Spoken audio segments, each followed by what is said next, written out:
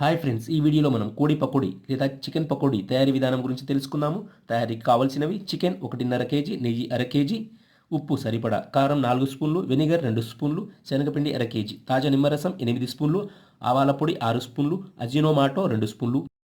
తయారు చేసే విధానం: ముందుగా చికెన్ని శుభ్రం చేసి చిన్న చిన్న ముక్కల్ని కోసి ఫోర్కుతో బాగా పొడిచి ఉప్పు కారం ఆ ముక్కలను పట్టేలా చేయాలి.